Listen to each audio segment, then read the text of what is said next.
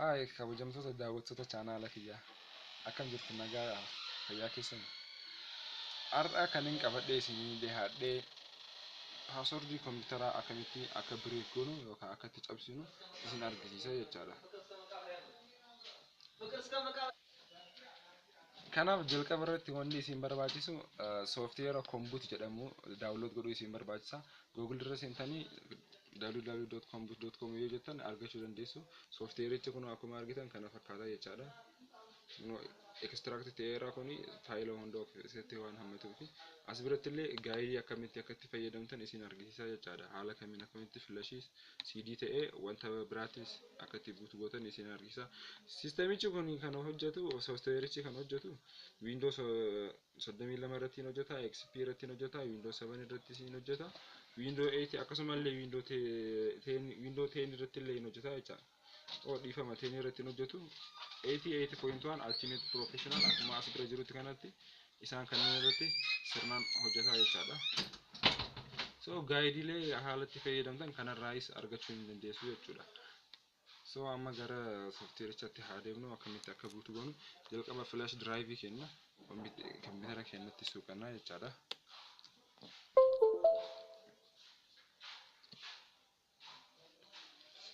Erga flashii keenyatti suuqneen booda kombuut installer kan jedhu appilikeeshinicha kun hin jira. Appilikeeshina kana double click gochuudhaan banna. Yeroo double click goonu yes or no jedhee permissionii nu gaafata. Yes jennaani jechaadha. Kanaaf deebi'ee kan dhufu immoo as biratti maal jedha when you ready okay click yeroo ati qophooytee jiraatu taate ready okay godhisin jedha. Okay tuttaa jechaadha. Moo erga banne booda kanatu nu dhufa. Yoo CD irratti barbaanne CD irratti kanaan goona. CD gosa lamatu jira. Isaan lamaan kuni versionii garaagara malee isaan tokkuma kana lamaan hin godhuu dandeessa.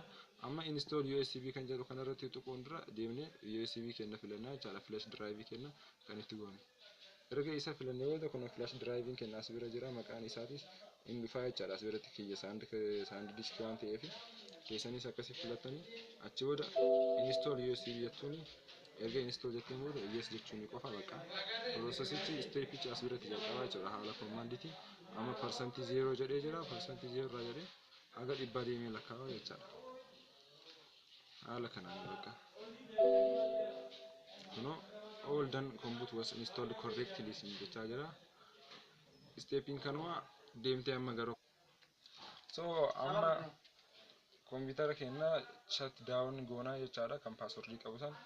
Erga sin booda power on goona achi booda boot option kenna akka kompiitaraatti hundinuu garaagara.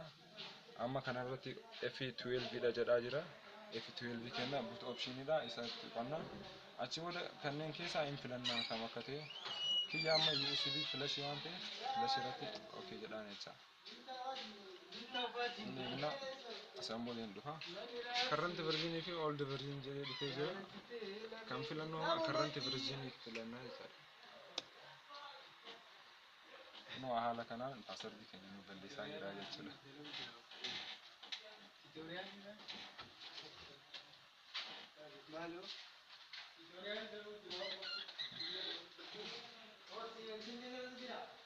Paaswordii keenya amma cabsee jira jechaadha.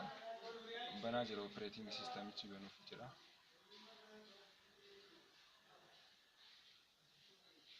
Wanda wantani biratoo wayi. Kunoo dhufee jira jalqaba as biratti paaswordii gaafata ture amma paaswordii itti galchuu maal barbaachisu just pressing enter qofa tuquu barbaachisa jechaadha. Enter jettee tuqte jennaan hin banaa jechaadha. Kana waan daawwataniif galatooma chaanaala kiyya subscribe share godhuu hin dagatinaa nagaan tura galatooma.